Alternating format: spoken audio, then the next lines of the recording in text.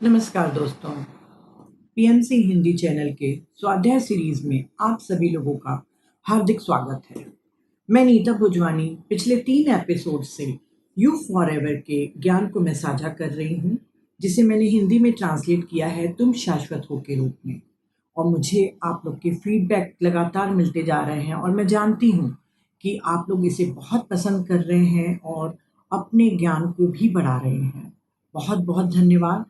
मेरे ऊपर एक और रिस्पॉन्सिबिलिटी आ गई है कि इनके ज्ञान को मैं आप लोगों तक बिल्कुल सटीक रूप से पहुंचाऊं। पर अफसोस इस बात का है कि जितना उन्होंने ज्ञान इस बुक में दिया है उसको मैं एक समरी के रूप में आप लोगों को दे रही हूँ। हो सके तो आप इस बुक को जरूर से पूरा पढ़िए। अगर इंग्लिश में भी पढ़ना चाहिए तब भी वहाँ पे इंग्लिश में उपलब्ध है और हिंदी में तुम शाश्वत हो के नाम से उपलब्ध है। तो फ्रेंड्स, अब हम आगे चलते हैं कि आगे कंक्लूजन पार्ट में कौन कौन से चैप्टर्स हैं। तो 24 चैप्टर में उन्होंने कर्म के बारे में बताया है। कर्म के बारे में हम सभी जानते हैं कि मन, कर्म और वाणी के द्वारा अगर हम किसी का नुकसान करते हैं या किसी को दुख पहुंचाते हैं तो उतना ही दुख हमें मिलता है। इसे हम कार्य कारण का नियम भी मानते हैं। उन्होंने कहा है कि कर्म वही है जैसे यहाँ पे भूमि में जो नियम है। जैसे मान लीजिए उन्होंने एग्जाम्पल देके बताया है कि एक बच्चे जॉनी को अगर पहली बार मोटरसाइकिल मिलती है तो वो इतना रोमांचित हो जाता है कि बहुत तेजी से उस बाइक को चलाता है और उसे गति सीमा को भी लांघ जाता है। जो भी एक लिमिट रहती है उससे भी ज़्यादा स्पीड में वो गाड़ी को चला के अपने रोमांच को महसूस करना चाहता है। पर क्या होगा, कुछ समय के बाद अगर पुलिस ने नोटिस किया तो उसे जुर्माना भी देना पड़ेगा और जुर्माना नहीं भरने के कारण हो सकता है उसे जेल की सजा दी जाए। तो हम तो कहेंगे ये न्याय है, क्योंकि जो नियम है उस नियम को तोड़ना गलत है। वैसे ही एक और एग्जाम्पल लेके उन्होंने बताया है कि जेम्स नाम का एक लड़का बहुत आलसी है और उसकी जो गर्लफ्रेंड है वो बहुत खर्चालू है और वो उसकी गर्लफ्रेंड तब तक के उससे प्यार करती है जब तक कि वो महंगी चीजें उनको मुहैया न करा दे। और उसी के कारण वो अ, एक बार चोरी भी करने जाता है। जब वो चोरी करता है और आखिरी के समय में उसे पुलिस पकड़ के ले जाती है तो उसके कारण उसकी गर्लफ्रेंड को भी पकड़ा जाता है, क्योंकि उसने उस कर्म के लिए उसे उकसाया था। तो देखिए, जेम्स और उसकी गर्लफ्रेंड दोनों को सजा मिलती है। ये भी हमारे न्याय के बिल्कुल अनुकूल है। बिल्कुल जैसे भूमि के नियम है हमारे पृथ्वी के, बिल्कुल वैसे ही ये यूनिवर्सल लॉ है कि जो जैसा बोते हैं आप वैसा ही आपको काटना पड़ता है। अगर आप अच्छा काम करते हैं तो आपको इस जन्म में या अगले किसी जन्म में आपको उस अच्छाई के बदले अच्छाई वापस मिलेगी। और अगर आप बुरा काम करते हैं तो वो कभी भी छुपेगा नहीं। इस जन्म में या अगले जन्म में आपको उस बुरे काम का परिणाम भुगतना ही पड़ेगा। पर इसका अर्थ बिल्कुल भी ये नहीं लगाना चाहिए कि यदि कोई व्यक्ति तकलीफ में है, कष्ट में है, तो वो बुरा कर्म किया होगा। हो सकता है उन्होंने कहा है कि वो बुरा व्यक्ति अच्छा हो, अच्छी सत्ता हो और अशुद्धियों से पीड़ित होकर उसे निकालने की प्रक्रिया कर रहा हो, मतलब वो रिफाइनिंग प्रोसेस कर रहा हो। तो हम किसी को भी देख के जज नहीं करना चाहिए कि उसके हर तकलीफ या हर चीज का काम कर्म ही है। हो सकता है वो उसकी चॉइस हो, वो रिफाइनिंग प्रोसेस कर रहा हो ताकि उसके वाइब्रेशन बढ़ सकें। और हो सकता है वो इस जन्म में कुछ मानव जाति के द्वारा लाभ लेना चाहता हो, तो वो ऐसे इम्प्योरिटीज, ऐसे चीजों को लेगा, तकलीफ को सहेगा ताकि वो और परफेक्ट हो सके। तो हमें जज भी नहीं करना चाहिए किसी को भी देखकर। उन्होंने कहा है कि उच्चतर सत्ताएं, मतलब हायर सोल्स, कई बार अवतार के रूप में भी यहाँ पे जन्म लेती हैं और उनका जन्म किसी कर्म को भोगने के लिए या किसी कार्य के अनुबंध से नहीं होता है। वो अपने कोई मिशन को करने के लिए आती हैं, वो एक टारगेट लेके आती हैं कि वो अपने काम को पूरा कर सके। कर्माज वहां पर नहीं रहेंगे, उनका जन्म स्वतंत्र चुनाव होता है उनके लिए और वहां पर उनके साथ कोई भी कर्म नहीं लागू होता। वो जो भी करते हैं कर्म से मुक्त रहते हैं। और इसके एग्जाम्पल देते हुए बताया है कि कभी कभी ऐसे उच्चतर से सत्ताएं जन्म भी नहीं लेती हैं। जिसे आजकल हम अपनी भाषा में कहते हैं वॉक इन। उन्होंने कहा है रामपा जी ने कि वो किसी दूसरे के शरीर में प्रवेश करके कब्जा कर लेती हैं, तो हम जो आजकल वॉक इन बोलते हैं वही है। तो वैसे भी किसी और के शरीर में घुसकर प्रवेश करके उसका अपने मिशन को, अपने काम को पूरा कर लेती हैं, ताकि वो बचपन और जवानी के जो भी वो दिन है उतना समय भी उनके पास बच सके और अपने मिशन को किसी एडल्ट की बॉडी में प्रवेश करके अपने काम कार्य को पूरा कर सके। उन्होंने बताया है कि जीसस, जैसे हम सभी जानते हैं, जोसेफ और मैरी का पुत्र था। वो एक बार जंगल में भटक गया और तब उनके में क्राइस्ट की आत्मा ने वॉक इन किया। हम ऐसा बाइबल में नहीं लिखा हुआ है, पर रामपा जी ने बताया है कि जीसस क्राइस्ट में, मतलब जीसस वो शरीर है जिसमें क्राइस्ट की आत्मा वॉक इन करके अपने कार्य को पूरा करने में सफल हो पाई। उन्होंने कहा है कि कर्म के बारे में कि जैसा आप सोचते हैं आप वैसे ही आप बन जाते हैं। अगर आप शुद्ध चीज़ों को सोचेंगे, लोगों की भलाई के लिए सोचेंगे, तो आप अच्छे और शुद्ध होते जाएंगे। और अगर आप अपनी इच्छाओं के अधीन रहेंगे, मन के गुलाम रहेंगे, तो आप वासनाओं से दूषित और भरे हुए रह जाएंगे। और आपको बार बार पृथ्वी पर आना पड़ेगा, तब तक के आना पड़ेगा जब तक के आपके मन से सारी वासनाओं से आपको मुक्ति न मिल जाए। तो हो सके तो उन्होंने कहा है कि जितना हो सके हमें अच्छे कर्म की तरफ ध्यान देना चाहिए। और कर्म से सिद्धांत में ये भी बताया है कि कोई भी आदमी इतना बुरा नहीं हो सकता कि उसे स्पिरिट वर्ल्ड से बाहर निकाल दिया जाए। उसको हमेशा एक चांस मिलता है। जीसस ने भी कभी भी अनंत नरकवास या अनंत दंड की घोषणा नहीं करी। उन्होंने कहा कि अगर कोई पश्चाताप से फिर से एक नई कोशिश करेगा तो उसे फिर से अवसर दिया जाएगा। तो हम जो ये जज करते हैं कि वो आदमी बुरा है और ये आदमी सही है, वो अपने एवोल्यूशन के अलग अलग स्टेजेस में हैं। तो हमें कोई भी इस चीज को नहीं ध्यान देना चाहिए। उन्होंने कहा कि कर्म वह प्रक्रिया है जिसके तहत हम ऋण का भुगतान करते हैं। यदि आप लोग अगर किसी स्टोर में जाते हैं और कुछ सामान खरीदते हैं तो आपको राष्ट्रीय मुद्रा यानी कि अपनी इंडियन करेंसी के हिसाब से पैसे देने पड़ेंगे। अगर आपने निश्चित सीमा तक के वो पैसों को नहीं लौटाया तो आपको जेल भी हो सकती है। बिल्कुल वैसे ही कर्म का सिद्धांत है कि जितने भी हमने कर्म बोए हैं उसको हमको काटने ही पड़ेंगे। वो ऋण है, वो हमारा डेप्ट है जो लोगों को चुकाना है। वो बच्चे पर, बूढ़े पर, महिलाओं पर, सबके लिए एक समान रूप से लागू होता है। और सिर्फ अवतार लोग ही कर्म से मुक्त होते हैं। इसीलिए हम लोगों को बेहतर जीवन जीने की कोशिश करना चाहिए ताकि हमारा पृथ्वी पर बार बार आने का जो पड़ाव है वो कम होते जाए। क्योंकि पृथ्वी से बेहतर बहुत सारे लोग हैं जहां हमें यात्रा करनी बाकी है। उन्होंने कहा कि अतिचार यदि कोई करता है, आपके साथ कोई गलत करता है, तो उसे माफ कर दीजिए। और अगर आप किसी से बुरा करते हैं तो उनसे जाके माफी मांग लीजिए। क्योंकि अच्छे कर्म आप जितना करेंगे उतना ही आपके लिए लाभदायी होगा। और इसके लिए सबसे अच्छा तरीका उन्होंने बताया है कि दूसरों के साथ वैसा ही करिए जैसा आप अपने साथ चाहते हैं। इसका अर्थ यही हुआ, हम अपने लिए बुरा नहीं चाहेंगे तो हम दूसरों के साथ भी बुरा न करें। उन्होंने कहा है कि हमें भलाई करना चाहिए, सभी लोगों के साथ दया करुणा रखना चाहिए, सिर्फ इंसानों के साथ नहीं बल्कि जानवरों के साथ भी, क्योंकि जानवर भी एक सोल है।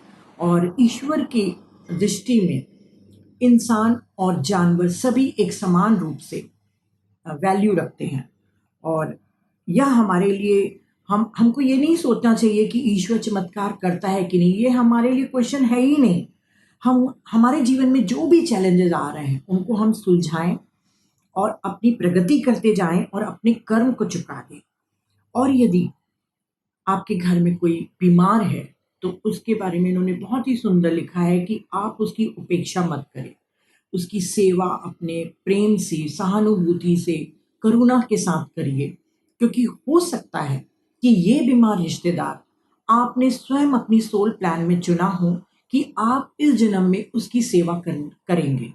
तो ये आपको नहीं मालूम है कि ये आपके सोल प्लान में था या नहीं, पर आपको उसकी सेवा करनी चाहिए। और दूसरी बात ये कही है कि अगर कोई बीमार है और आप उसकी उपेक्षा करते हैं तो वो बहुत सेंसिटिव होते हैं। और हर व्यक्ति ऑकल्ट है इस दुनिया में। तो हो सकता है उसने बीमारी कुछ कारण से, कुछ उद्देश्य के कारण ली हो और आप उसके उद्देश्य को समझ नहीं पा रहे हो। आप सोच भी नहीं सकते कि वो कितना प्रतिभाशाली हो सकता है। आप सिर्फ एक रिलेटिव है, बीमार है, तो उसके कारण आप उसको बोझ समझ रहे हैं। तो आप उसकी सेवा करते रहिए, क्योंकि आप जब उसकी सेवा करेंगे तो आप अपनी भी मदद कर रहे हैं। कई बार जो बहुत ही हायर सोल्स होती हैं और जो ऑकल्ट के काफ़ी जानकार होते हैं, वो जानबूझकर शारीरिक विकलांगता को चूज़ करते हैं ताकि वो अपनी अशुद्धियों को दूर कर सके, वो हाई वाइब्रेशन को प्राप्त कर सकें। तो हमें इन सब बातों को छोड़कर सबसे जो उन्होंने बात कही है कि हमें उन्हें बोझ नहीं समझना है।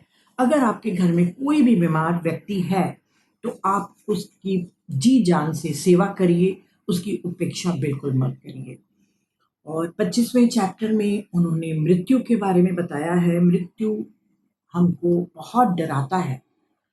एक्चुअली हम जब अपने किसी प्रियजन को खोते हैं, तो हमको एक सदमा लगता है। और प्रियजन को खोना इस दुनिया का सबसे दुखी घटना होती है हमारे लिए, क्योंकि हम उससे बात नहीं कर सकते, हम उसको लेटर नहीं लिख सकते, उसके साथ मिल नहीं सकते, उससे फ़ोन में बात नहीं कर सकते। जो हम एक दूसरे को प्यार देते लेते हैं वो हमारा बंद हो जाता है। तो उन्होंने कहा है कि मृत्यु शोक का या दुख का समय नहीं है। हो सकता है आप एकदम नॉर्मल चल रहे हों, आपकी रूटीन चल रही है और अचानक आपको डेथ की खबर आती है, तो आप इतने पीड़ित हो जाते हैं कि आपके दुनिया को देखने का नज़रिया भी बदल जाता है। आपको हर चीज़ धुंधली, उदास लगती है। आपका मतलब जीवन की वास्तविकता ही आपकी बदल जाती है। तो उन्होंने कहा है कि ये, क्योंकि हमको ये भ्रम है कि हम उनसे कभी बात नहीं कर पाएँगे, कभी मिल नहीं पाएँगे, पर ये फालतू का भ्रम है। वो हमें देख सकते हैं, हमें सुन सकते हैं। ठीक है, हम फिज़िकली उनको गले नहीं लग सकते, उनसे डायरेक्ट कम्युनिकेट नहीं कर सकते, परंतु इनडायरेक्टली अगर आप किसी भी सोल को बुलाएँगे, तो वो आपकी हर बात को महसूस करेगा, सुन पाएगा। तो उन्होंने कहा है कि ये भ्रम है कि हम उनसे कनेक्ट नहीं हो पाते हैं, और वैज्ञानिक इस पे बहुत शोध कर रहे हैं। और हो सकेगा तो कुछ समय के बाद जो देह मुक्त आत्माओं से संवाद करने की जो कोशिश चल रही है वो यथार्थ में पूरी भी हो जाए। हो सकता है कि कुछ सालों के बाद हम जैसे टेलीफोन में बात करते हैं, वैसे हमारे जो प्रियजन चले गए हैं इस दुनिया को छोड़ के, हम उनसे बात भी कर सकें। और फिर मृत्यु के बारे में उन्होंने बताया है कि मृत्यु तात्कालिक कभी भी नहीं होती। जैसे पिछले चैप्टर्स में भी मैंने बताया था आप लोगों को कि पहले ब्रेन डैमेज होता है और धीरे धीरे सभी अंग भी मरते जाते हैं। जैसा आप लोग जानते हैं कि फिजिकल बॉडी से और हमारी एस्ट्रल बॉडी एक दूसरे से कनेक्ट होती है सिल्वर कॉर्ड के द्वारा। तो जब भी मृत्यु होएगी, उसके 3 दिन की अवधि तक एस्ट्रल बॉडी शरीर के आसपास ही रहेगी। हो सकता है कि मेरा अपना ये विचार है, क्योंकि वहाँ पर दफनाते थे, तो वो 3 दिन तक के कहते हैं कि आत्माएं फिजिकल बॉडी के पास रहती हैं, क्योंकि जब तक के फिजिकल बॉडी पूरी तरीके से नष्ट नहीं हो जाता है 3 दिन तक के, तब तक के एस्ट्रल बॉडी उसके आसपास घूमते रहती है। और 3 दिन के बाद सिल्वर कॉर्ड बिल्कुल वैसे ही सूखते जाता है जैसे कोई अम्बिलिकल कॉर्ड जो गर्भनाल होता है वो सूखता है। बच्चा जैसे ही माँ के गर्भ से निकलता है और उसके बाद जब नाल काट दिया जाता है तो गर्भनाल सूखने लगता है, वैसे ही एस्ट्रल बॉडी और फिजिकल बॉडी को जो जोड़ता है सिल्वर कॉर्ड, वो भी धीरे धीरे सूखने लग जाता है। और एस्ट्रल बॉडी अपने शरीर के साथ साथ दाह संस्कार तक के भी जाती है। तो मुझे ऐसा लगता है कि जब यहाँ पर दाह संस्कार हो जाता है, जैसे हम हिंदू धर्म लोग जलाते हैं, तो उसके बाद एस्ट्रल बॉडी मुक्त हो जाती है। और उन्होंने कहा है कि 3 दिन तक के एस्ट्रल बॉडी अपने शरीर के आसपास रहती है और उसके बाद ही वो ऊपर की दुनिया में ट्रैवल करने के लिए स्वतंत्र होती है। और दाह संस्कार के समय वो पूरा समय अपना देखती है कि कैसे उसका दाह संस्कार हो रहा है। जिस तरीके से एक पतंग को हम खींचते हैं एक अपने हाथ से, पतंग हमारे पीछे पीछे आती है, बिल्कुल वैसे ही एस्ट्रल बॉडी भी अपने शरीर के मोह में पीछे पीछे कब्रिस्तान तक के जाती है। और जो अज्ञानी लोग होते हैं, जिनको ज्ञान नहीं है, वो अपने शरीर को जलता देखकर या दफनाते हुए देखकर सदमे की स्थिति में होते हैं। उस समय उनको पेन या दर्द कुछ भी नहीं है, पर उनको एक सदमा लगता है, क्योंकि उनको ज्ञान नहीं है मृत्यु के बाद क्या होता है। पर जो हम ज्ञानी लोग हैं, जो हम जानते हैं, रामपा जी कहते हैं कि जो इस बुक को पढ़ रहा है, जो आप लोग को ज्ञान है, अगर आप लोगों का जब हमारी मृत्यु होएगी तो हम अपने दाह संस्कार के बाद पूरी तरीके से मुक्त हो जाएंगे अपने आगे की यात्रा के लिए। और दूसरी मृत्यु उन्होंने शायद एस्ट्रल वर्ल्ड में कहा है, क्योंकि यहाँ पे हमारी फिजिकल डेथ होती है और एस्ट्रल वर्ल्ड में हमारी एस्ट्रल डेथ भी होती है। तो उन्होंने कहा कि दूसरी मृत्यु के बाद पहले हमें हॉल ऑफ मेमोरीज में बैठाया जाता है। उस हॉल में हमें अपने पूरे जीवन के जो भी हमने अचीवमेंट किए हैं, जहाँ पे भी हम असफल हुए हैं, जो भी हमने गलतियाँ की है, वो सब हमें दिखाई जाती हैं। और वहाँ पर कोई जज नहीं होता है, हम स्वयं ही अपने जज होते हैं और हम स्वयं ही अपने सबसे कड़क जज होते हैं। हम बारीकी से अपना मूल्यांकन करते हैं कि कहाँ हमने गलती करी। यहाँ पे तो हम अहंकार में अपनी गलतियों को भी अनदेखा करके जीते हैं, पर वहाँ पे हमारा सही मूल्यांकन हम स्वयं करते हैं कि कहाँ कहाँ हम असफल हुए हैं। उन्होंने कहा है कि जितनी भी आपके पास धन संपत्ति परिवार, जो भी चीज आप यहाँ पे छोड़ के गए हैं, वहां पर जब आप अपना मूल्यांकन करते हैं तो आपको पता चलता है कि आप इतने महान नहीं हैं जो हम यहाँ पर अपने पृथ्वी में अपने आप को सोचते हैं। तो दूसरी दुनिया में जाने के लिए उन्होंने कहा है कि जैसे सब लोग कहते हैं कि अपने जीवन को पूरा देख लेने के बाद हम नर्क की तरफ जाते हैं, तो उन्होंने कहा है कि नर्क कुछ भी नहीं है। नर्क पृथ्वी है। पृथ्वी जो एक ट्रेनिंग स्कूल है, जो सबसे हार्श स्कूल है, वही नर्क है। उसके बाद कोई नर्क नहीं है, पर आगे के वर्ल्ड में आप ट्रैवल करते हैं। शायद वो मेंटल और कॉर्जल वर्ल्ड के बारे में बात कर रहे हों, पर उन्होंने कहा है कि इस दूसरी मृत्यु के बाद जो पेनफुल नहीं होती, उसके बाद आगे की दुनिया में हम दूसरे वर्ल्ड में हम जाते हैं। उन्होंने कहा है एक और बहुत अच्छी, इन्होंने एक चीज इसको डिग्रेशन करते हुए लिखा है कि हमारे जितने भी महान मास्टर्स टीचर्स या मिस्टिक रहते हैं, वो कभी भी अपने नाम का सही उच्चारण नहीं बताते हैं। वो अपने नाम को थोड़ा सा डिफरेंट करके बताते हैं। और ऐसा क्यों होता है? उन्होंने कहा है कि ईश्वर का भी सही नाम सबको नहीं मालूम है। अगर ईश्वर का भी सही नाम मालूम हो और उसको बार बार बुलाएं तो ईश्वर भी तंग हो जाएगा, क्योंकि इतनी वर्ल्ड की पॉपुलेशन है और उस ईश्वर को बुलाएंगे तो नेचुरली वो भी परेशान हो जाएगा। तो उन्होंने कहा है कि महान मास्टर्स भी अपने नाम की सही उच्चारण नहीं देते हैं, क्योंकि नामों में शक्ति होती है। नाम क्या है? कंपन, स्वर, संयोग और समस्वर, अर्थात वाइब्रेशन, कॉर्ड्स एंड हार्मोनी। उसके साथ जब हम किसी को पुकारते हैं और उस समय वो आत्मा किसी भी वर्ल्ड में हो, कुछ काम में बिजी हो, हम जब उसको पुकारते हैं तो उसको विचलन होता है, वो उसको पृथ्वी पर आना पड़ता है। उसके पृथ्वी के आने का गिरने का कारण हम बनते हैं, क्योंकि हम उसको बुला रहे हैं। तो ये गलत है। हमको उनको अनावश्यक दर्द नहीं देना चाहिए।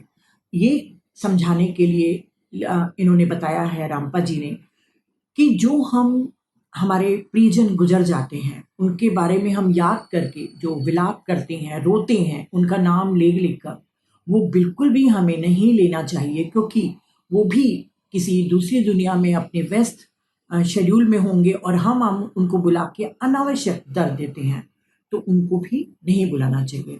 उन्होंने फिर डिग्रेशन किया है। उन्होंने कहा है कि पूरा जीवन पृथ्वी का या दूसरी दुनिया का भी हर जीवन कंपन का रूप है, हर चीज कंपन है।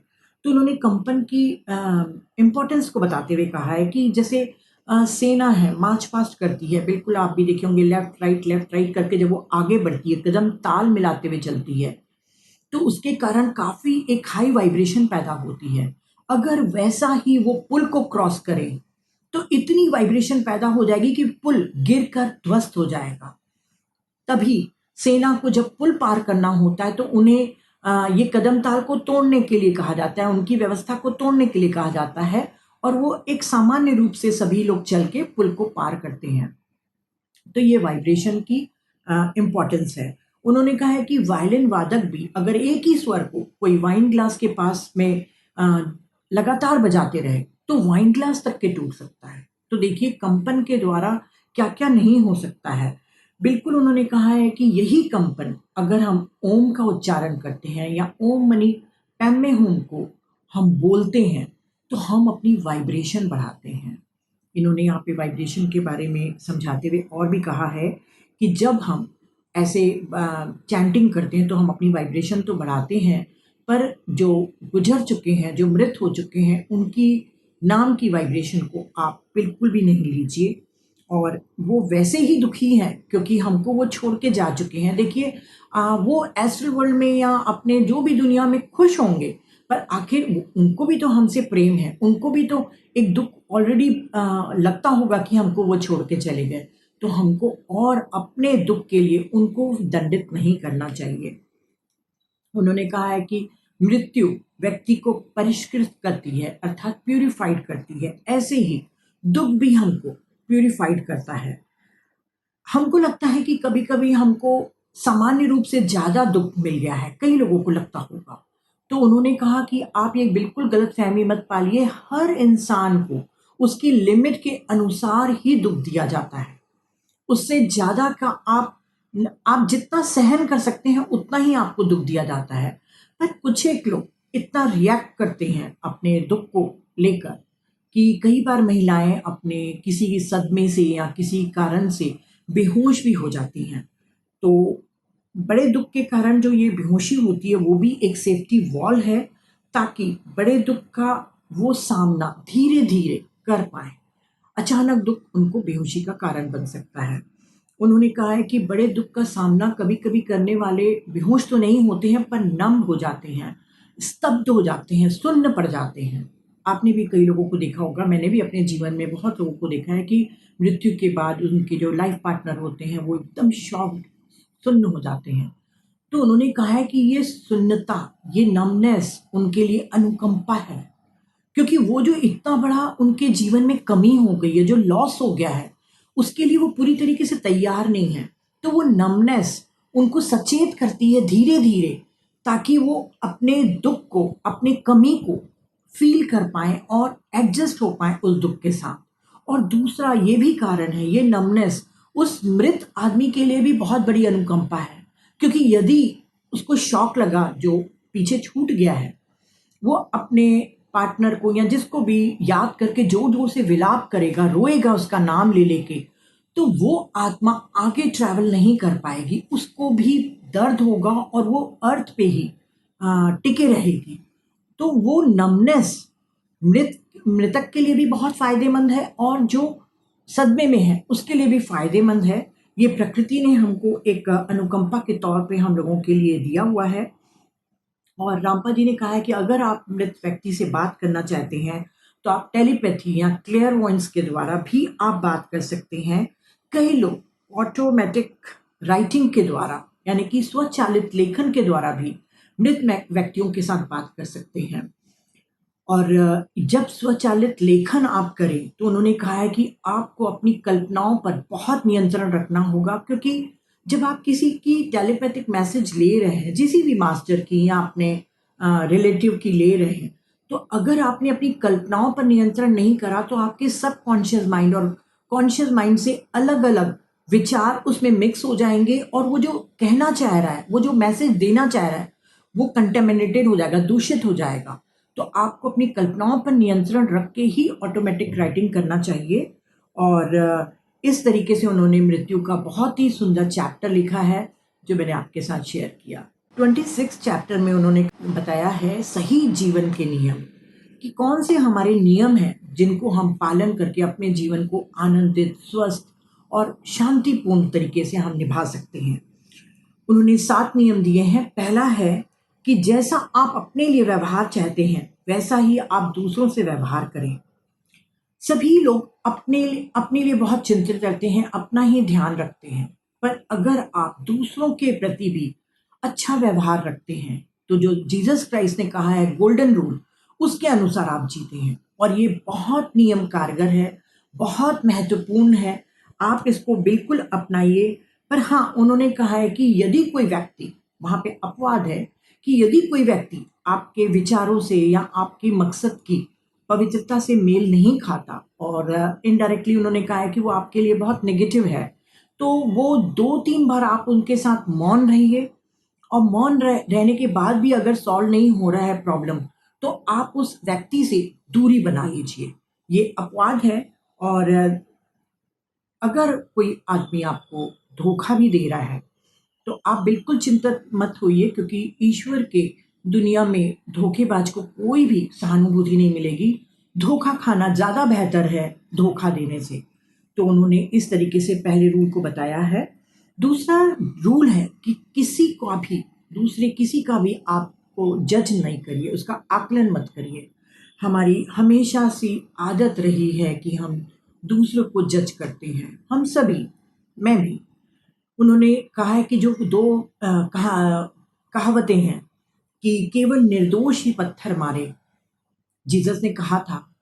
और एक और कहावत है कि शीशे के घर में रहने वाले दूसरों पर पत्थर नहीं फेंकते। बिल्कुल सही है, क्योंकि हम सभी लोग निर्दोष नहीं हैं, हम सभी लोग बुरे हैं, तभी तो पृथ्वी पर है। अगर निर्दोष नहीं होते तो पृथ्वी पर क्यों होते? हम यहाँ पे परफेक्शन के पाथ को ही तो फॉलो कर रहे हैं कि हम वहाँ तक पहुँचे। तो कोई अलग स्टेज में है, कोई अलग स्टेज में है, तो आप किसी को भी जज मत करिए। ये कहावतें इसीलिए बनी गई हैं क्योंकि इस दुनिया में कोई भी परफेक्ट नहीं है, कोई भी निर्दोष नहीं है, मतलब कोई पत्थर मार ही नहीं सकता। तो उन्होंने कहा है कि आप यहाँ पर सीखने और सिखाने के लिए आते हैं। हर एक से गलतियाँ होती हैं। आप लोगों को लगता होगा कि मैं इतने अच्छे काम करता हूँ पर मेरे को यश नहीं मिलता।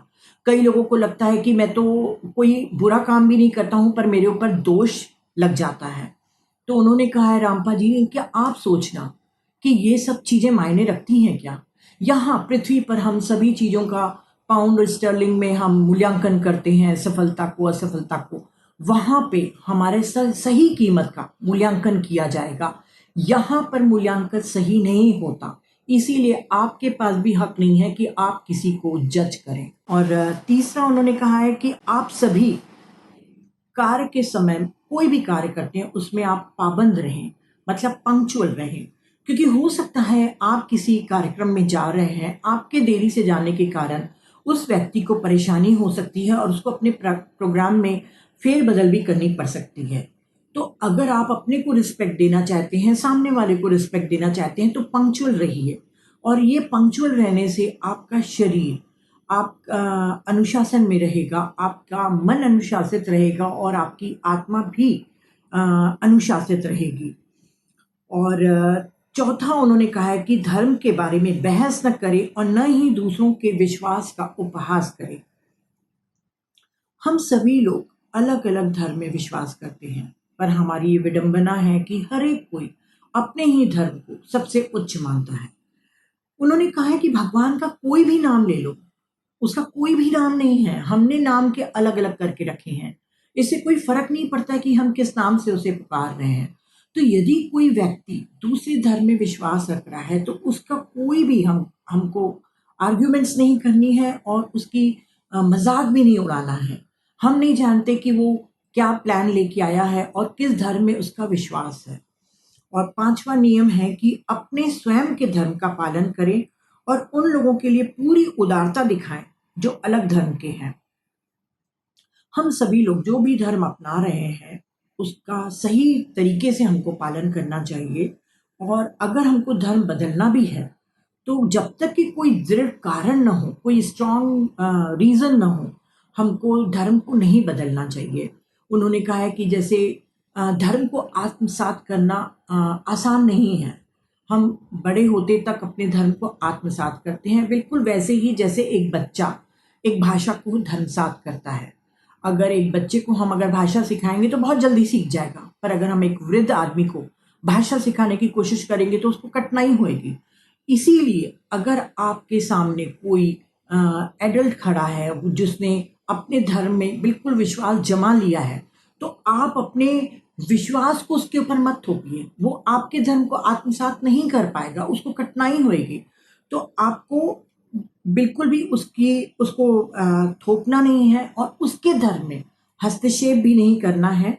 और अगर आपको बदलना हो तो आप सोच समझ के अपने धर्म को बदलिए, क्योंकि मझधार में धर्म को बदलना समझदारी नहीं है। छठवां उन्होंने नियम दिया है कि जादू में दिलचस्पी से बचना चाहिए। ऑकल्टिज्म में बहुत सी ऐसी चीजें हैं जो बहुत लुभावनी होती हैं। लोग जादुई ताकत को, सिद्धि को प्राप्त करने के लिए भी करते हैं, और बिना मार्गदर्शन के अगर इसका पालन किया जाए और इसका अनुसरण करते हैं लोग, तो काफी कठिनाई और आ, उनके लिए बहुत हानिकारक होता है। उन्होंने कहा है कि कई लोग जो मृतक होते हैं उनके साथ बातचीत करते हैं। ये तो कॉमन है, आजकल आप खुद भी सुनते होंगे कि कई लोग जो डिपार्टेड सोल्स हैं उनसे बात करते हैं। तो उन्होंने कहा है कि जब तक के कोई सही गाइडेंस ना हो, आप किसी भी मृतक से बात मत करिए, क्योंकि ये दोनों पक्षों के लिए, मतलब मृतक के लिए और जो बात कर रहा है, उन दोनों के लिए बहुत हानि भी दे सकता है। फिर जादू के बारे में उन्होंने आगे लिखा है कि कई लोग अपने कुछ मिरेकल की उम्मीद में न्यूज़पेपर में हॉरोस्कोप पढ़ते हैं। तो क्या हॉरोस्कोप में आपकी सटीक जानकारी होती है? एक सही हॉरोस्कोप वही बना सकता है जिसके पास भरपूर ज्ञान हो और उसके पास आपके जन्म समय और जन्म तिथि की बिल्कुल सटीक जानकारी उपलब्ध हो। तो ही वो गणना करके आपको सही गाइडेंस दे सकता है, और वो चीज़ें दुर्लभ है। उन्होंने कहा है कि आप इस हॉरोस्कोप में बिल्कुल भी दिलचस्पी मत लीजिए। कुछ भी जादू आपके साथ नहीं होना है, बल्कि ऐसी बुक्स, ऐसे ज्ञान को आप अपनाइए और अपना भविष्य खुद बनाइए। और सातवां उन्होंने लिखा है कि नशीले पेय और ड्रग से हमको बचना चाहिए। आपको पहले भी उन्होंने बताया है कि अल्कोहल से हम न केवल अपनी फिजिकल बॉडी को डिस्ट्रॉय करते हैं, बल्कि हमारी एस्ट्रल बॉडी भी बुरी तरह से खराब हो जाती है। तो उन्होंने कहा है कि इस तरीके से अल्कोहल हमारे रिसीवर को, हमारे ब्रेन को डैमेज करता है, जो कि हम ओवर सेल्फ से जो हम मैसेजेस लेते हैं उसमें बाधा पड़ती है। तो अल्कोहल बहुत बुरी चीज़ है, उसके लिए आप बिल्कुल भी राजी मत होइए, कभी भी मत पीजिए। और ड्रग्स तो उससे भी बुरी चीज़ है, क्योंकि कई लोग ड्रग्स और अल्कोहल को भी ज़रिया बनाते हैं एस्ट्रल ट्रैवल करने का, जैसे हमने पिछले चैप्टर्स में समझा था। पर एस्ट्रल ट्रैवल करने के लिए ये बहुत ही निम्न कोटि के तरीके हैं। उन्होंने कहा है कि ड्रग्स का भी कभी भी सेवन मत करिए, क्योंकि अगर आपको एक बार आदत लग गई तो आप अपने इस मार्ग को बार बार रिपीट करते जाएंगे। आपको जन्म दर जन्म आपको ये इसको मार्ग को अपनाना ही पड़ेगा, तब तक जब तक कि आप उस कर्म से मुक्त न हो जाएं जिसके कारण आपको ये आदत लगी थी। तो कभी भी आप ये ड्रग्स और ड्रिंक्स वगैरह को बिल्कुल भी नहीं अपनाइए। उन्होंने कहा है कि माता पिता का फर्ज बनता है कि वो अपने बच्चों के लिए उनको अनुशासित करें, उनको मानसिक अनुशासन का नियम पढ़ाएं और खुद भी अनुशासित रहें। तभी हम अपने जीवन को सफल बना सकते हैं। 27 चैप्टर बहुत प्यारा है, जो हमारे चेतन और अवचेतन मन के बारे में बताता है। इसकी भूमिका उन्होंने इसलिए दी है कि आगे हमको सीखना है कि सम्मोहन कैसे किया जाए। सम्मोहन, हिप्नोटाइज बहुत ही अट्रैक्ट करता है हम सभी को। तो उन्होंने कॉन्शियस माइंड के बारे में बताया है, और सबकॉन्शियस माइंड में, कि हम वास्तव में दो लोग हैं। हमारा 1/9 भाग जो मन का है वो चेतन मन है, कॉन्शियस माइंड है, जो कि बॉस बनना पसंद करता है, एक दूसरे पे कंट्रोल करना पसंद करता है और हस्तक्षेप करना भी पसंद करता है। और जो 9/10 हमारा सबकॉन्शियस माइंड है वो बहुत मिलनसार है। उसको जो जानकारी देंगे वो बिल्कुल ग्रहण कर लेगा, और इसी का ही उपयोग सम्मोहन के लिए किया जाता है। उन्होंने कहा है कि चेतन मन में विवेक बुद्धि होती है, जो रीजनिंग जिसको हम इंग्लिश में कहते हैं, तर्क बुद्धि होती है, लॉजिकल माइंड जिसको हम कहते हैं। और इसके पास मेमोरी बैंक नहीं होता है, बस वो तर्क वितर्क करेगा और बस उसके बाद मेमोरी बैंक में डालेगा। मेमोरी बैंक है सिर्फ सबकॉन्शियस माइंड के पास। पर सबकॉन्शियस माइंड के पास न तर्क वितर्क करने की क्षमता है, न विवेक बुद्धि है कि क्या सही है क्या गलत है, उसके पास इतनी बुद्धि नहीं है। उसको जो भी आता है वो सब कुछ स्टोर करता है। उन्होंने कहा है कि शरीर एक लाइब्रेरी है और हमारा जो मन है वो लाइब्रेरियन के तरीके से काम करता है। चेतन मन जो फ्रंट में बैठता है डेस्क में, वो चेतन मन है जो फाइल लेता है और डिपॉजिट करता है। फाइल्स हमारी सबकॉन्शियस माइंड में डिपॉजिट हो जाती हैं। हमारे जन्म समय से लेकर हमारे बचपन की यादें, हमारे जो बीत गए हैं, उन सब की यादें सबकॉन्शियस माइंड में ही फीड है, जिसको हिप्नोटाइज करके बाहर भी निकाल सकते हैं। तो लाइब्रेरियन है हमारा चेतन मन, और जो सारी फाइल्स हैं वो हमारा सबकॉन्शियस माइंड है। और कॉन्शियस माइंड जो भी चाहे सबकॉन्शियस माइंड में डाल सकता है, पर इन दोनों के बीच में एक स्क्रीन होती है। स्क्रीन वो काम करती है कि अगर चेतन मन ने विचार कर लिया कि ये मुझे सबकॉन्शियस माइंड में डालना है, तो वो फाइल में डाल देगा सबकॉन्शियस माइंड में। पर सबकॉन्शियस माइंड बिल्कुल भी अलाउड नहीं करेगा उसको कि वो बार बार ताक झांक करे। उसके पास इतनी पावर नहीं है चेतन मन के पास। आप खुद ही सोचिए, अगर हम चाहें भी कि आज से 20 साल पहले आज ही के दिन हम क्या कर रहे थे, हम नहीं जानते हैं। या बचपन की कई यादों को हम जानना याद भी करने की कोशिश करेंगे तो हम नहीं जान पाएंगे, क्योंकि सबकॉन्शियस माइंड अलाउड नहीं करेगा चेतन मन को। ये स्क्रीन के द्वारा उसका ब्लॉक कर दिया जाता है, नाकाबंदी कर दी जाती है उसके लिए। और याद रखने के दो नियम हैं। सबकॉन्शियस माइंड जो भी अ, उसको दिया जाता है, वो सब कुछ बिना सत्य असत्य को जांचे हुए अपने मेमोरी बैंक में जमा करते रहता है। वो बिल्कुल भी सवाल जवाब नहीं करता कि ऐसा क्यों। और कॉन्शियस माइंड का है कि वो एक समय में सिर्फ एक ही विचार कर सकता है। हम लोगों को अक्सर डाउट होता है कि हम एक समय में तो कई विचार करते हैं, इसके बारे में भी सोच रहे हैं, उसके बारे में भी सोच रहे हैं। तो रामपा जी ने कहा है कि वैज्ञानिक लोगों ने भी इसको प्रूफ कर दिया है कि आप एक समय में एक मोमेंट पे एक ही विचार कर सकते हैं। पर चूंकि विचारों की आने की गति इतनी तेज होती है कि वो विद इन अ सेकेंड वो दूसरे दूसरे विचार भी आते हैं, तो हमको लगता है कि हमारे तो दो तीन विचार एक साथ चल रहे हैं। पर ऐसा नहीं है। हमारा कॉन्शियस माइंड सिर्फ एक ही बात को एक ही समय में केंद्रित रह सकता है।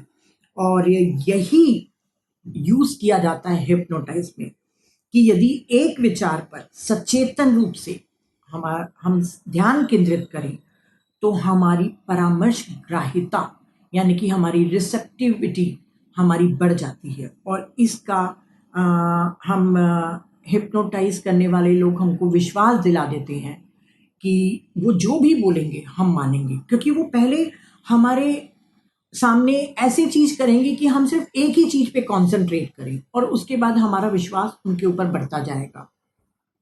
और हिप्नोटाइज के लिए कहा है कि कई लोग बहुत बातूनी होते हैं, वो शेखी मारते हैं कि हम तो कभी हिप्नोटाइज नहीं हो सकते। तो जितना वो शेखी मारते हैं, जितना वो अपनी संवेदनशीलता को नकारते हैं, उतना ही अपनी संवेदनशीलता को गति देते हैं, वो और इजीली हिप्नोटाइज हो जाते हैं।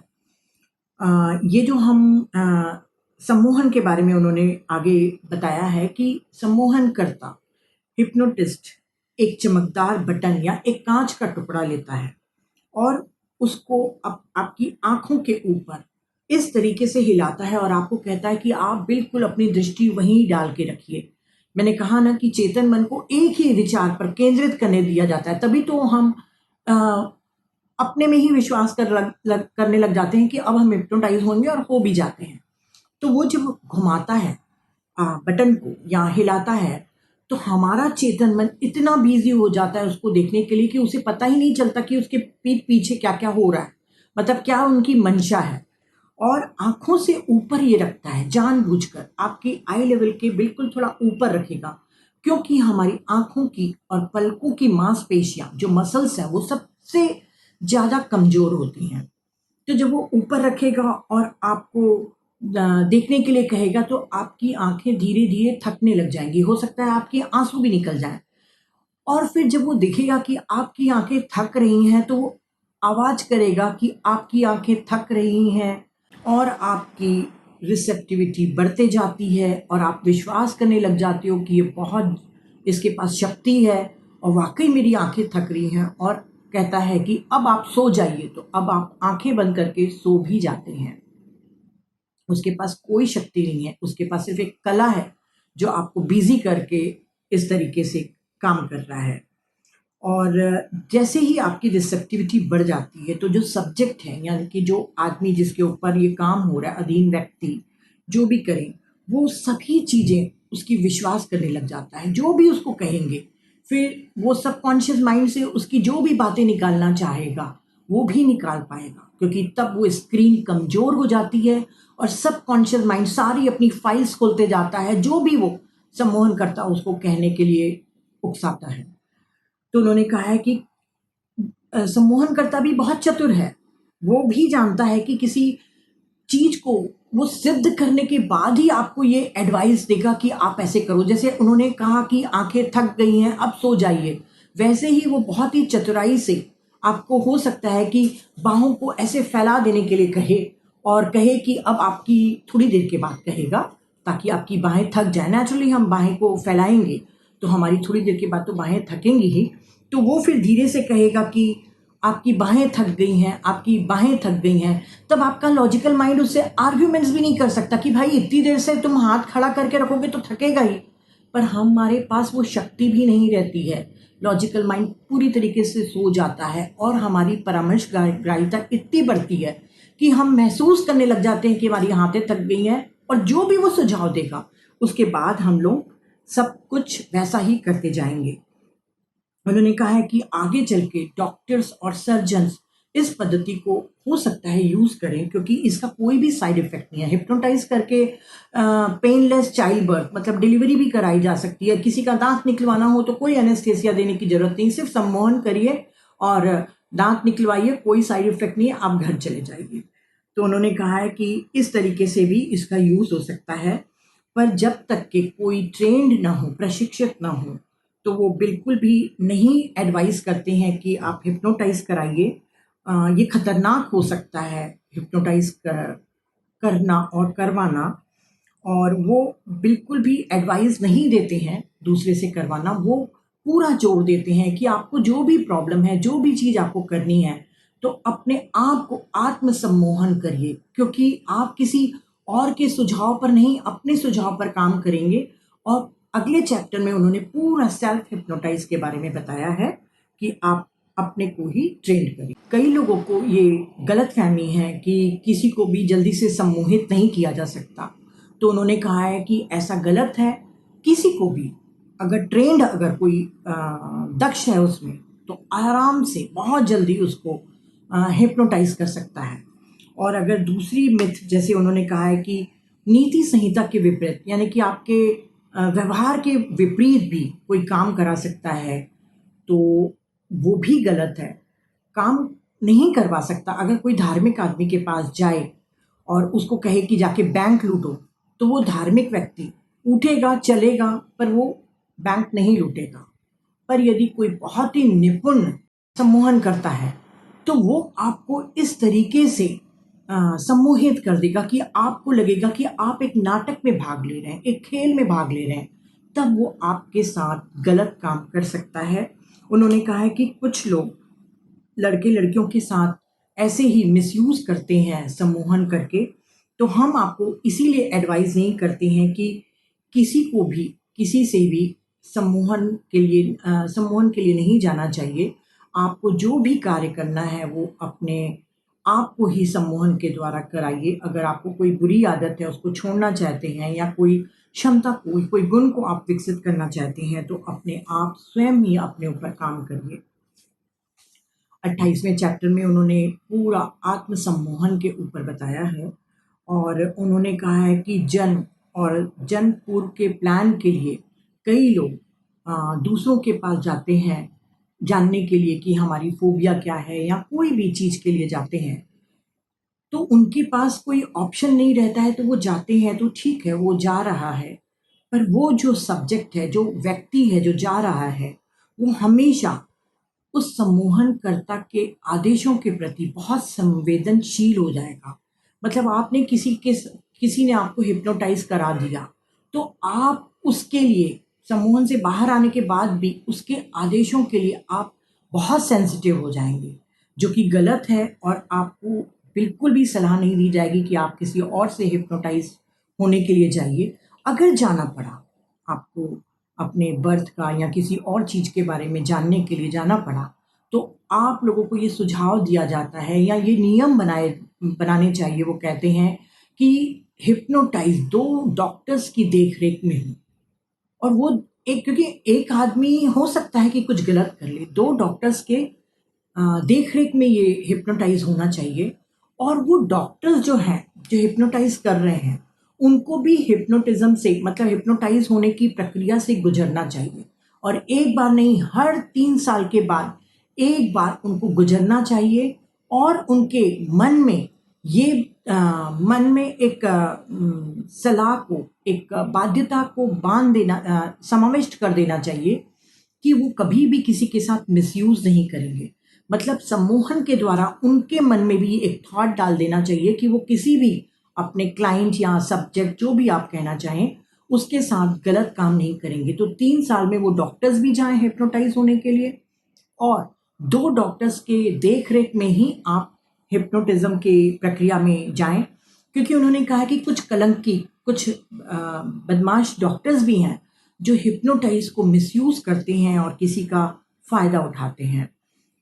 पर उनका पूरा जो अपने आत्म-सम्मोहन की तरफ है, तो हम देखेंगे कि हम अपने को आत्म-सम्मोहित कैसे कर पाएँ और अपने मनचाहे रूप को हम कैसे प्राप्त कर पाएँ। उन्होंने कहा है कि आप अपने बेडरूम में जाइए, अंधेरा कर लीजिए, पर एक छोटा-सा लैंप आपके आँखों के ऊपर रहना चाहिए, आपके आई लेवल के ऊपर रहना चाहिए। आप लेट जाएँ, आराम करें और आराम का जो अर्थ उन्होंने बताया था, जो अपने शरीर को पूरी तरीके से लचीला बनाना था, वैसा ही करना है। आपको अपने हर अंग से, हर मसल से वो जो छोटे-छोटे लोग, लिटिल पीपल आपके पूरे बॉडी में आपके लिए काम करते हैं, उनको आपको मुक्त करना है। क्योंकि अभी आपको उनकी ज़रूरत नहीं है। आपको कोई भी उनसे काम कराने की ज़रूरत नहीं है। अब उनको छुट्टी देना बेहतर है क्योंकि अब हम आराम कर रहे हैं। तो पूरी तरह से आराम करने के लिए अपने पूरे अंगों को, पैर के अंगूठे से लेकर आपके हर बॉडी पार्ट्स को बिल्कुल वैसे ही प्रक्रिया को अपनाना है और वो छोटे-छोटे लोगों को आप नाभि के पास में इकट्ठे करके अपने सिल्वर कॉर्ड से अपने शरीर से दूर जाने का आदेश देना है, तब तक जब तक कि आप अगला आदेश न दें कि वो वापस आ जाए। इस तरीके से आपको पूरी तरीके से हर अंग को बिल्कुल शिथिल कर देना है। आगे के स्टेप में उन्होंने लिखा है कि अब जब आप सेल्फ हिप्नोटाइज़ करने जा रहे हैं, तो यहीं से आपकी प्रक्रिया चालू होती है कि फिर से आपने अभी तो लिटिल पीपल लोग को, छोटे लोगों को आपने भेज दिया बाहर, पर अब आपको फिर से अपने एक-एक अंग को शिथिल महसूस करना है। आपको बार-बार अपने को बताना है कि मेरा दायाँ पैर शिथिल हो गया है, मेरा दायाँ पैर शिथिल हो गया है। ये सेल्फ हिप्नोटाइज़ है। आप फिर अपने गर्दन को भी करिए कि मेरी गर्दन शिथिल हो गई है, बिल्कुल आराम से है, शिथिल हो गई है। ऐसे करके उन्होंने पूरा प्रोसीजर बताया है, आप बुक में पूरा पढ़ पाएँगे। उन्होंने कहा है कि जब पूरी तरीके से आप शिथिल हो जाते हैं, बिल्कुल आरामदायक स्थिति में हो जाते हैं, तो नाइट लैम्प जो आपकी आँखों के ऊपर लगा हुआ है, आप उसको देखते जाएँ और फिर आप बोलें 1, 2, 3 मेरी आँखें थक रही हैं। 4 मैं नींद से भर रहा हूँ। 5 मैं शायद ही अपनी आँखें खुला रख पा रहा हूँ। फिर आगे 7-8 के बाद 9 मेरी आँखें कसकर बंद हो रही हैं। 10 मेरी आँखें अब और खुली नहीं रह सकती, वे बंद हैं। रामपा जी ने कहा है ऐसे करने से आपकी आँखें स्वतः ही बंद हो जाएँगी। आप अपने को अभ्यास करते रहिए और यदि मान लो आपको पहली दूसरी बार में आपकी आँखें बंद नहीं हो रही हैं, तो आप अपने ही आँखों को बंद कर लीजिए और ये महसूस करिए कि मैं सेल्फ हिप्नोटाइज़ कर रहा हूँ और यदि आप इस क्रिया को करने के लिए, इस एक्सपेरिमेंट को करने के पहले से ही आप अफ़र्मेशन लेंगे, तो वो आपके लिए बहुत कारगर होएगी। आप अफ़र्मेशन लिख लीजिए कि मैं 10 तक गिनती बोलने तक मेरी आँखें बंद हो जाएँगी। मैं अपने आत्म-सम्मोहन के क्रिया में सचेत रहूँगा और जो भी होता है, जो भी सुनूँगा, सब कुछ अ, याद रखूँगा और अपने को, अपने अवचेतन मन को, जो भी मैं चाहता हूँ, उस आदेश को देने के लिए मैं सक्षम रहूँगा। हम हमको जो भी चीज़ करनी है, आगे वाले चैप्टर में हम पढ़ेंगे कि कैसे हमको सबकॉन्शियस माइंड में वो डालना है।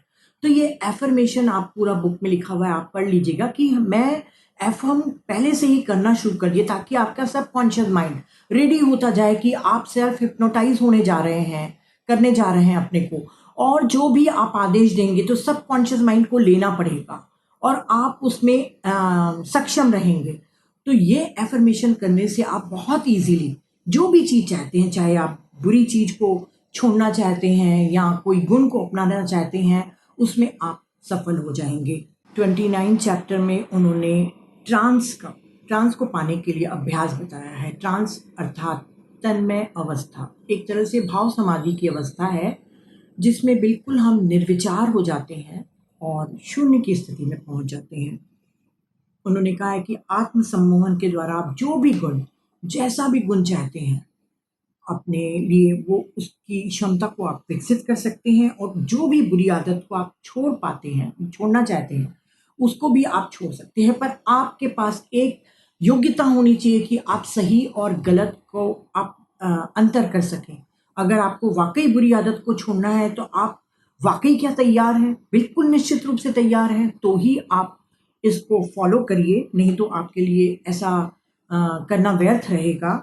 उन्होंने कहा है कि आप जो भी नया रूप चाहते हैं, जैसे आप कोई आध्यात्मिक गुण अपनाना चाहते हैं, बोलने की कला या लिखने की कला या जो भी आप व्हाटएवर आपको जो भी चाहिए, उस नए आप को जो भी आपको बनना है, हो सकता है बुरी आदत को छोड़ने के बाद आप कैसे रहेंगे, किस तरीके से अपने को देखेंगे, उस तरीके से नए आप को आप विजुलाइज करिए। कल्पना के बारे में उन्होंने पहले भी बताया है कि जब भी हम कल्पना करते हैं तो बहुत ही वो शक्तिशाली होता है। तो उन्होंने कहा है कि आप शांत कमरे में जाकर इस ट्रांस का अभ्यास करिए। ट्रांस में जाने के लिए कोई भी डिस्टर्बेंस आपको नहीं होना चाहिए। आपको देखना चाहिए कि उस रूम में कोई भी आपको डिस्टर्ब न करे, ताकि आप नहीं तो ट्रांस में पहले ही वापस आ जाएंगे और जो एडवाइस, जो सलाह आप सबकॉन्शियस माइंड में देना चाहते थे वो पूरी नहीं हो पाएगी। या हो सकता है आप नींद में चले जाएं, तो उसके लिए प्रिकॉशन रखिए कि डिस्टर्बेंस बिल्कुल भी ना हो। और जब भी कोई व्यक्ति ट्रांस में जाता है तो यदि कोई आपको डर लगता है कि हम कहीं वापस नहीं आए, तो आप एक व्यक्ति का उदाहरण देते हुए उन्होंने कहा है कि मान लो वो ये सोच रहा है कि मैं ट्रांस में जाने का अभ्यास कर रहा हूँ, मैं सोने का अभ्यास कर रहा हूँ कि मैं ट्रांस में जाके सो जाऊंगा अच्छे से, तो क्या वो जिंदगी भर नहीं उठेगा? तो उन्होंने कहा है ऐसा कभी भी नहीं है, आप ट्रांस में से हमेशा वापस आएंगे। आप कभी भी मत सोचिए कि ट्रांस में से आप वापस बाहर नहीं आ सकते, क्योंकि कई लोग को ये हो सकता है डर लगे। तो यदि कोई व्यक्ति ये ट्रांस का अपना भी रहा है तो 10 मिनट बाद, 20 मिनट के बाद अपने आप सबकॉन्शियस माइंड उसे उठा देगा, क्योंकि सबकॉन्शियस माइंड थोड़ी देर तक के आपकी सलाह को मान सकता है, ट्रांस में जा सकता है, उसके बाद उसको लगेगा कि ये तो मेरे साथ मजाक हो रहा है, क्या हो रहा है, तो वो आपको जगा देगा और आप वापस आ जाएंगे। और क्योंकि अवचेतन हमारा विशाल तो है पर वो मंद बुद्धि का है, तो एक समय में आप थोड़ी देर के लिए ही आप उसको राजी कर सकते हैं, एक समय के बाद वो आपको जगा ही देगा। ट्रांस कितना गहरा है इससे कोई फर्क भी नहीं पड़ता। अगर आपके रूम में जरा भी टेम्परेचर बदलता है या आपके शरीर को कोई नुकसान होने वाला रहता है, तो आप थोड़ी सी ही, कुछ ही पलों में बदलाहट के कारण वापस आ जाएंगे। और हवा का एक छोटा सा झोंका भी, जैसे ठंडी हवा का झोंका आएगा, क्योंकि नेचुरली आपको जैसे ही आपके बॉडी को छुएगा आपको ठंडी का एहसास होगा, तो आप ट्रांस में से वापस आ सकते हैं। और सेल्फ हिप्नोटाइज करने के लिए जो आप ट्रांस की प्रैक्टिस कर रहे हैं उसके लिए भी उन्होंने कहा है कि बार बार अपने स्वयं को बताते जाएं कि अमुक दिन, अमुक समय मैं अपने आप को आत्म सम्मोहित करने जा रहा हूँ। और हर बार जब आप ट्रांस में जाएंगे, अपने आत्म सम्मोहन की प्रैक्टिस करते हुए ट्रांस में जाएंगे, तो जितने बार भी आप ट्रांस में जाके सबकॉन्शियस माइंड में आप वो एडवाइस डालते जाएंगे, तो उतनी ही बार आपका जो वांछित गुण है, जो आप चाहते हैं कि मेरे में ये गुण बढ़ जाए, वो और दृढ़ता से मजबूत होते जाएगा। तो जैसे उन्होंने एक और एग्जाम्पल देके बताया है कि एक यदि कोई व्यक्ति ट्रांस में जाके अपने आप को ये एडवाइस दे रहा है कि मैं सीधा खड़ा रहूंगा, शायद वो झुक कर खड़ा होता हो, उसकी हैबिट हो, और वो चाहता है कि वो सीधा खड़ा हो, तो वो बार बार अपने सबकॉन्शियस माइंड में ये फीड करेगा, मैं सीधा खड़ा रहूंगा, मैं सीधा खड़ा रहूंगा, मैं सीधा खड़ा रहूंगा। उसको बार बार बिना गैप के, बिना अंतराल के उस सेंटेंस को बार बार बोलना है। अगर उसमें गैप आ गया, जैसे मैं सीधा खड़ा रहूंगा, पॉज ले लिएगा, फिर वो पॉज के बाद बोलेगा मैं सीधा खड़ा रहूंगा, तब तक के सबकॉन्शियस माइंड आके बोलेगा अरे भाई तुम कहाँ सीधे खड़े होते हो, तुम तो झुक जाते हो।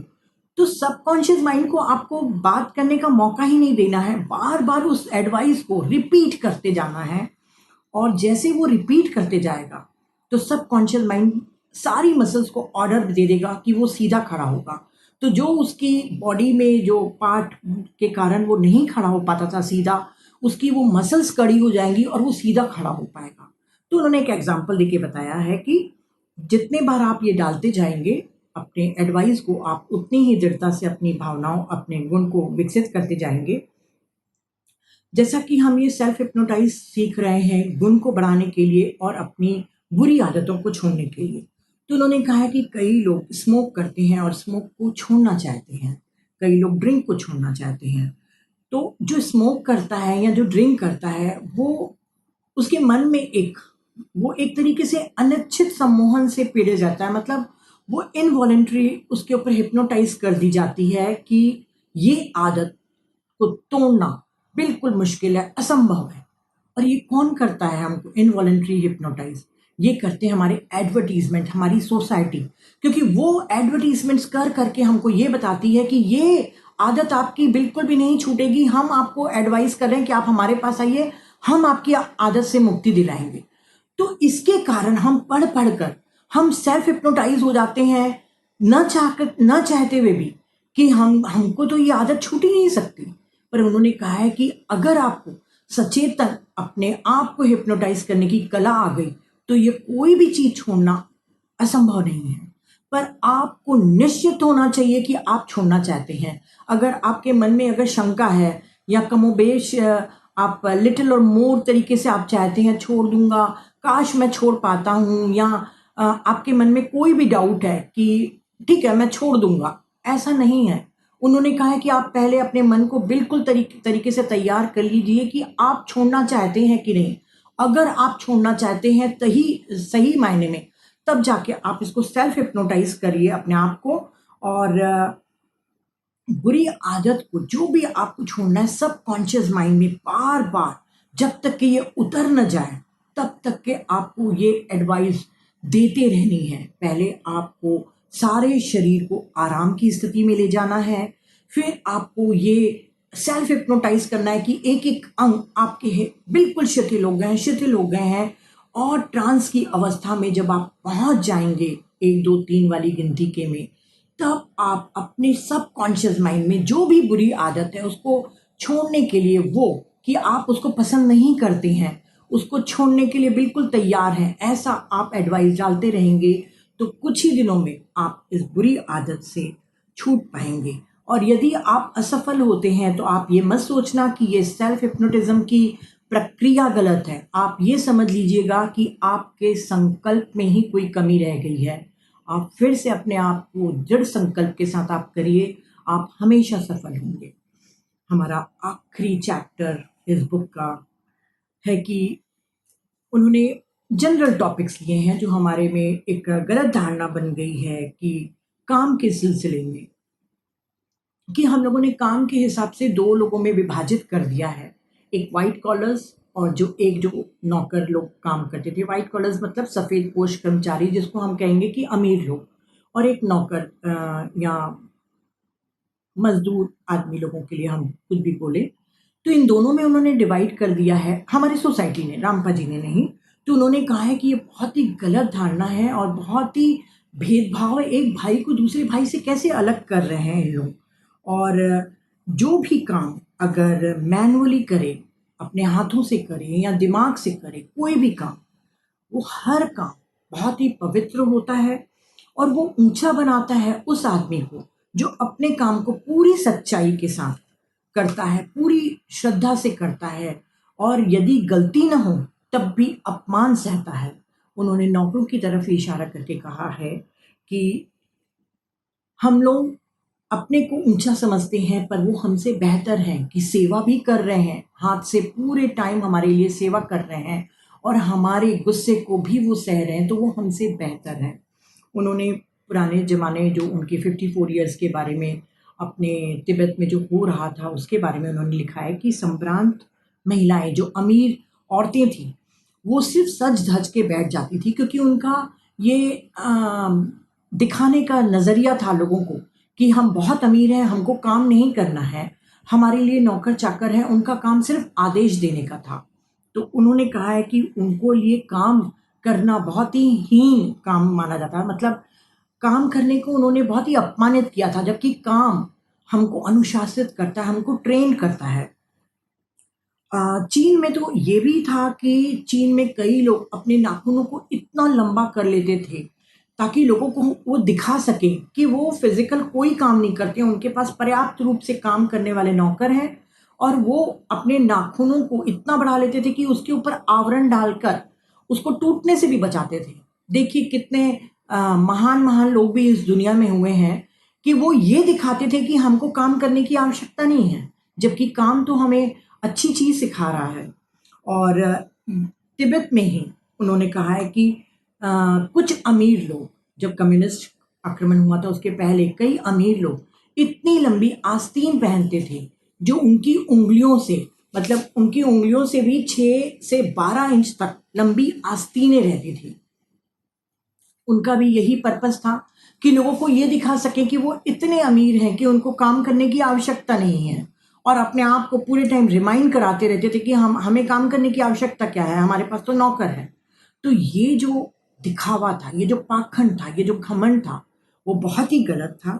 उन्होंने कहा है कि तिब्बत में हमारे जो मठ होते हैं, वहाँ पर काम को बहुत ही पवित्र नज़रों से देखा जाता है। कोई भी काम हो, चाहे शरीर से किया जाए, चाहे दिमाग से किया जाए, और वो सिखाया जाता था। यहाँ तक कि उच्च मठाधीश जो होते थे, वो अपने से जो नीचे रहते थे मॉन्क, उन लोग जो गंदगी फैला के जाते थे फर्श में, उसकी भी सफाई करते थे। वो ये दर्शाते थे, वो ये सिखाते थे कि इस पृथ्वी पर कोई भी चीज़ स्थायी नहीं है, हर चीज़ अस्थायी है। और आज का भिखारी कल राजकुमार भी हो सकता है और आज का राजकुमार कल भिखारी भी हो सकता है। तो देखिए उन्होंने काम को कितना सम्मान दिया कि एक मठाधीश भी अ, घरेलू काम करता था। रामपा जी कहते हैं काम जो भी हो, घरेलू हो या मानसिक हो, जो भी अगर शुद्ध मकसद से और दूसरे की सेवा के विचार से किया जाता है, वो अपमानजनक नहीं हो सकता, वो बहुत ही आदर के योग्य है। और जो अमीर औरतें हैं, जो सिर्फ़ हुक्म बाँधती हैं अपने नौकरों पर और बेवजह चिल्लाती हैं, उनसे बेहतर नौकर हैं, हमें उन नौकरों को उनकी सराहना करनी चाहिए, उनको प्रेज़ करना चाहिए। बहुत ही प्यारा चीज़ उन्होंने बोला है। और हम जो मेडिटेटर्स हैं, हम लोगों के लिए जो वननेस का पाथ है, वो ऐसा ही है कि कोई भी छोटा-बड़ा नहीं है। चाहे काम वो कितना ही छोटा क्यों ना करता हो। आगे उन्होंने नॉनवेज के बारे में लिखा है कि कई लोगों को लगता है कि नॉनवेज खाना बुरी बात है, तो उन्होंने कहा है कि ये हर आदमी की अपनी स्वतंत्रता है कि वो कुछ भी खाए, चाहे वो शाकाहार होना चाहे, चाहे वो मांसाहार होना चाहे, ये उसकी स्वतंत्रता है कि वो जो भी अपनाना चाहे वो खा सकता है। और जिस तरीके से हम लोग सोचते हैं, जैसे जो स्मोक करते हैं नहीं करते हैं, वो सोचते हैं कि जो स्मोक करते हैं उनसे हम ज़्यादा धार्मिक हैं। तो उन्होंने कहा है कि कोई यहाँ पे धर्म की बात नहीं, अपनी-अपनी पसंद की बात है। आप जो भी करना चाहें करें। यदि कोई ड्रिंक भी करना चाहता है, अगर वो चाहता है कि मैं अपनी फिज़िकल बॉडी को, अपनी एस्ट्रल बॉडी को नुकसान पहुँचाऊँ, तो ये उसकी चॉइस है। आप किसी पर भी अपनी राय मत थोपिए, किसी को भी एडवाइस जब तक के न माँगे, सलाह, आप बिल्कुल भी मत दीजिए और अपनी सलाह किसी पर लागू करने की कोशिश मत करिए। हमारी पूरी जीवन में एक ही चीज़ रहती है कि हम दूसरों को सुधारने की कोशिश करते हैं।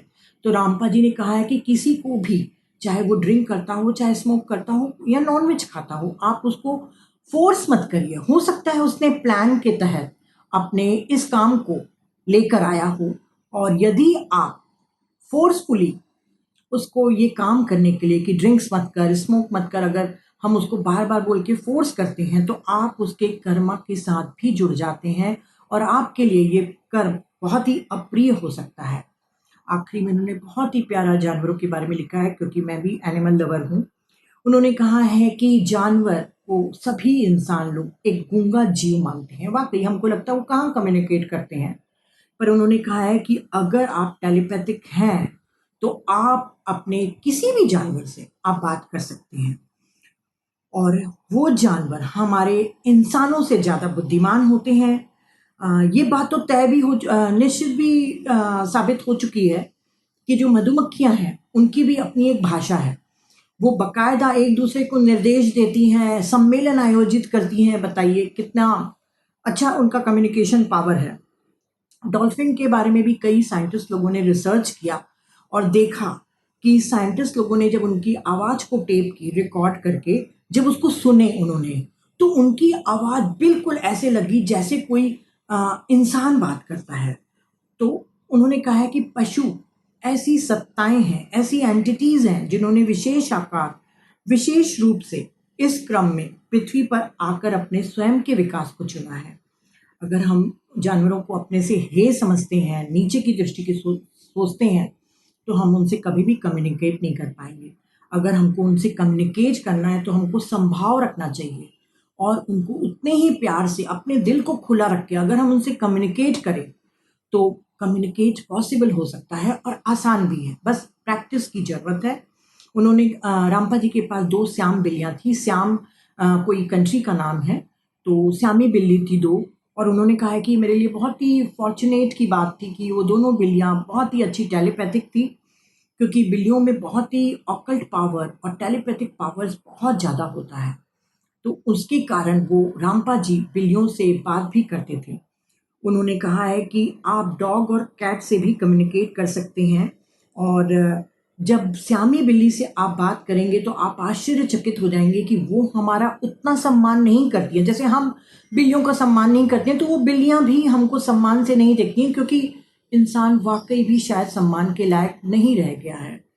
पर यहाँ पे मैं एक बात बताऊँ कि मुझे मालूम है, इस बुक को ट्रांसलेट करते हुए मैंने देखा था कि रामपा जी ने उन्होंने एक बुक लिखी थी कि लिविंग विद द लामा। एक बुक लिखी है उन्होंने, जो उनकी जो प्रिय बिल्ली थी उनसे टेलीपैथिक होकर पूरे मैसेज को लिख कर उन्होंने ये बुक लिखी थी।